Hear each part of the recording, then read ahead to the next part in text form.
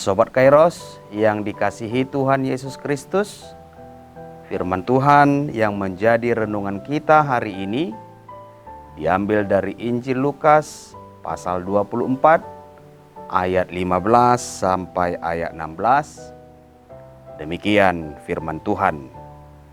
Ketika mereka sedang bercakap-cakap dan bertukar pikiran, datanglah Yesus sendiri mendekati mereka, lalu berjalan bersama-sama dengan mereka. Tetapi ada sesuatu yang menghalangi mata mereka, sehingga mereka tidak dapat mengenal Dia.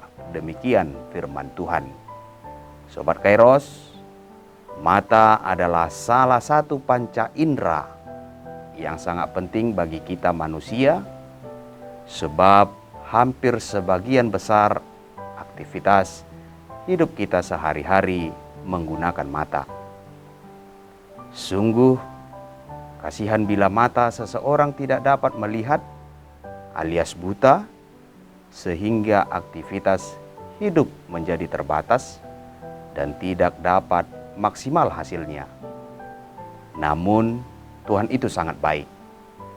Orang buta biasanya pendengarannya lebih tajam dan lebih peka mendengar.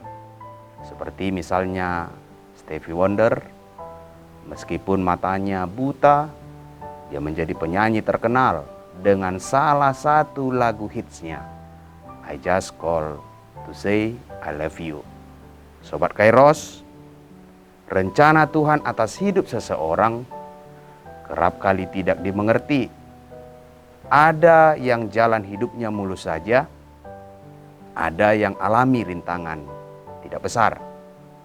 Tetapi ada pula yang bergelut dalam rintangan besar dan hampir dapat dikatakan sulit, sepertinya tidak mungkin diatasi.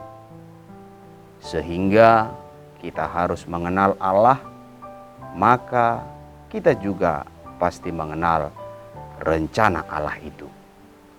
Ada beberapa hal yang sangat menarik untuk kita dalami dari peristiwa yang sangat luar biasa ini.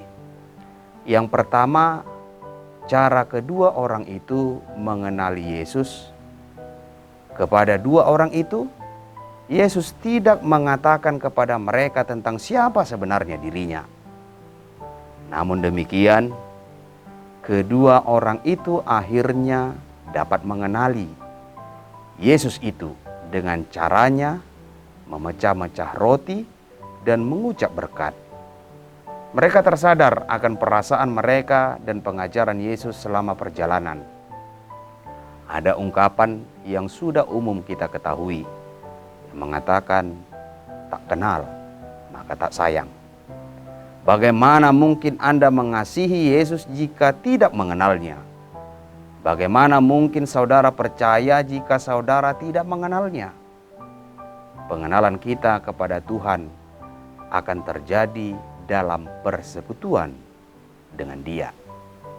Yang kedua, cara Yesus menjelaskan kebenaran, yaitu Tuhan Yesus telah memberikan kita suatu pengajaran yang berharga, bahwa Yesus adalah penggenapan dari semua yang tertulis dalam kitab suci. Maka segala tulisan yang terdapat dalam Alkitab adalah penjelasan yang utuh untuk mengetahui Tuhan itu dalam kehidupan kita. Maka tetaplah kita dengan tekun merenungkan firman Tuhan, sehingga kita semakin dikuatkan untuk mengerti segala kehendaknya dalam kehidupan kita. Untuk itu mengapa kita memerlukan Alkitab? Karena Alkitab dalam kehidupan kita sebagai makanan rohani. Sebagaimana Yesus mengatakan, berbahagialah orang yang lapar dan haus akan kebenaran, karena mereka akan dipuaskan. Firman Tuhan adalah kebutuhan pokok kita. Firman ini yang akan selalu mengingatkan, menegur, menuntun, dan juga mendidik kita. Dan yang akan memperbaharui kehidupan kita setiap saat ke arah yang lebih baik.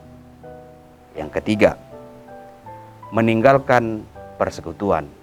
Kita tidak dapat mengetahui apa maksud kedua murid Yesus ini pergi ke Emmaus. Namun yang pasti mereka telah pergi meninggalkan para murid Yesus yang lainnya di Yerusalem. Kepergian mereka dilingkupi perasaan kecewa, perasaan kesedihan, dan berita yang simpang siur.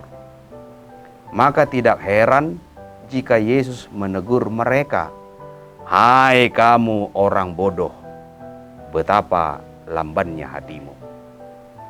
Lari dari masalah bukan solusi. Apalagi jika meninggalkan persekutuan hanya akan membuat kita semakin tersesat. Kita diingatkan melalui peristiwa ini, jangan sekali-kali meninggalkan persekutuan kita dalam gereja karena permasalahan dan pergumulan yang kita hadapi. Walaupun pergumulan kita tidak kunjung berakhir, mungkin Tuhan itu tidak berbuat atas hidupmu. Namun sebaliknya, semakin giatlah dalam persekutuan. Yang keempat, Yesus Maha Hadir. Yesus Maha Hadir. Sobat Kairos, Yesus adalah Immanuel, yang artinya Allah beserta kita. Dia adalah Allah yang senantiasa hadir bersama umatnya, yang tidak dibatasi oleh tempat, yang tidak dibatasi oleh waktu dan juga keadaan. Tuhan Yesus setia untuk menemani perjalanan kehidupan kita, baik itu suka maupun duka. Tuhan tidak tampak di mata kita, namun Dia adalah Allah yang Maha Hadir, yang setia mengajari, yang setia membimbing kita. Untuk itu, kenalilah Dia.